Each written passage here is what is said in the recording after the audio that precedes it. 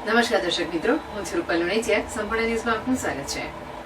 Amirgadh police checkpost પરથી SOG દ્વારા માદક પદાર્થ એવા એમડી ડ્રગ્સ સાથે એક મહિલા સહિત 2 આરોપીને ઝડપી પાડી ₹9,75,000થી વધુનું ડ્રગ્સ કબજે લઈ આરોપીઓ ક્યાંથી ક્યાં લઈ જવાના હતા તે દિશામાં એસઓજીએ તપાસ હાથ ધરી છે. બનાસકાંઠા જિલ્લાની અતિ સંવેદનશીલ ગણાતી અને ગુજરાત રાજસ્થાન સરહદ ધરાવતી અમીરગઢ ચેકપોસ્ટ પરથી એસઓજીએ માદક પદાર્થ ગણાતા એમડી ડ્રગ્સ સાથે મહિલા સહિત 2 ઇસમોને પકડ્યા છે.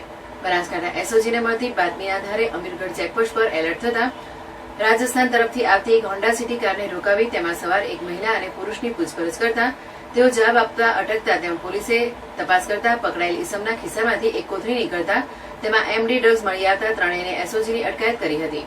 મહિલા સહિત 2 ઇસમોને અમીરગઢ પોલીસ સ્ટેશનમાં લાવી કાર્યવાહી કરતા પકડાયેલ એમડી ડ્રગ્સ 97.5 ગ્રામ જેની કિંમત ₹9,75,000 સહિત કુલ મુદ્દામાલ કબજે કરી આરોપી નીતિન તુલસીરામ ભાટી રહેતા સાતખેડા, તાલુકો કરોટ, જિલ્લો મસુંડ, મધ્યપ્રદેશ, સરોજ ધર્મેન્દ્ર ગોપાલજી સુથાર રહેઠાણ લાજ, તાલુકો જીરણ, જિલ્લો નિમય, મધ્યપ્રદેશ વાળા ઉપર ગુનો નોંધી આગળનો માદક પદાર્થ ક્યાંથી લાવી ગુજરાતમાં ક્યાં આપવાનો હતો તેની તપાસનો દોર ચલાવેલ છે.